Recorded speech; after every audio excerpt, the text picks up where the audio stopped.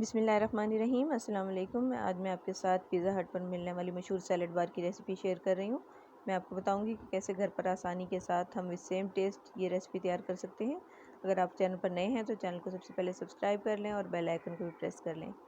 तो चलिए शुरू करते हैं। इसके लिए मैंने स्पैगेटीज़ हाफ़ पैकेट बॉयल की हैं। बॉयल करते हुए मैंने 1 टीस्पून इसमें सॉल्ट डाल दिया था और बाद में थोड़ा सा ऑयल लगा दिया था।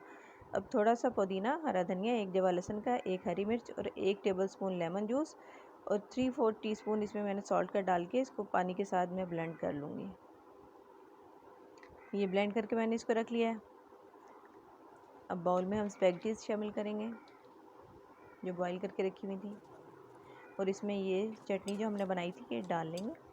थोड़ी थोड़ी करके ऐड कर लें अकॉर्डिंग टू योर टेस्ट, लेकिन ये सारी अगर डाल लें तो अच्छा होगा। तो ये सैलड हमारा तैयार हो जाएगा। सेकंड रेसिपी है पास्ता सैलड की। इसके लिए मैंने 1 कप पास्ता बॉईल कर लिया है और इसको भी मैंने बाद में ऑयल लगा के रख लिया है। मायोनीज़ इसके लिए मैंने आधा कप ली है। केचप 1 टेबलस्पून है। चिली सॉस 1 टेबलस्पून है। 1 टेबलस्पून लेमन जूस है। थोड़ी सी 1/4 टीस्पून पेपरिका है और 1/4 टीस्पून सॉल्ट है। मायोनीज़ में पेपरिका, सॉल्ट, चिली सॉस और केचप